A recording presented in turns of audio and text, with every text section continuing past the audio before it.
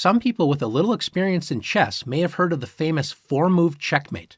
For a beginner, this can sound both exciting and scary. Who wouldn't want to win in 4 moves?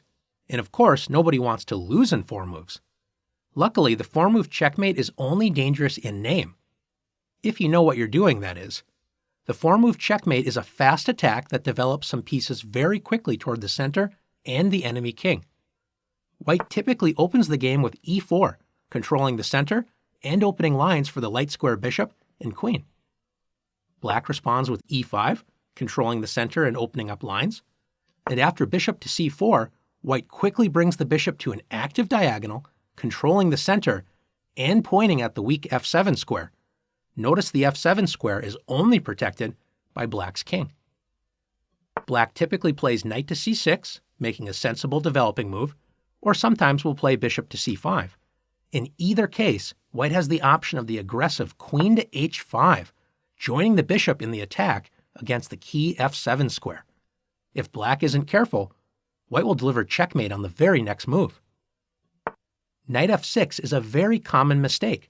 Black moves the knight toward the center and threatens to win the queen. What could possibly be wrong with this move? Unfortunately, it forces the white queen to move exactly where it wanted to go, the f7 square, and deliver checkmate. You'll notice that the black king has nowhere to run. Black also can't block the check as the queen is literally touching the king. Notice Black has no piece to capture the queen, and the king cannot capture the queen, because then the light square bishop would capture the king, and that's not allowed. This is the 4-move checkmate. Now let's go back and see how Black could have avoided this unfortunate end to the game. After the moves e4, e5, bishop c4, knight c6, and queen h5, Black must block the f7 square. The best way to do this is by playing g6. It attacks the queen, and it prevents the queen from capturing f7. White retreats the queen, but don't celebrate too early. The white queen refocuses its attack on the f7 square, threatening checkmate on the very next turn. Black can once again block the queen's path to the f7 square and develop a piece at the same time with knight f6. Notice if White tried to capture the knight, Black would recapture and win the queen. At this point, Black is safe and White has wasted some time running around with the queen.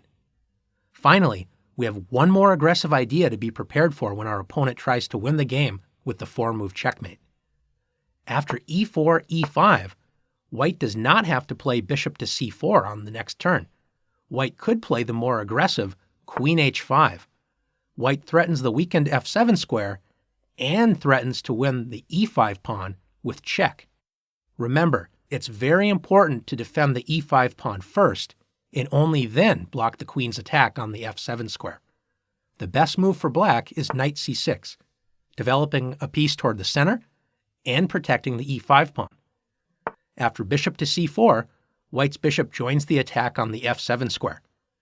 Do you remember how Black can best block the f7 square and attack the queen? That's right, g6. White sets up another checkmate with queen f3, threatening to take on f7. Do you remember how to block the second checkmate attack? That's right, knight to f6. Now that you've learned what the 4-move checkmate is, it's time to see what you've learned.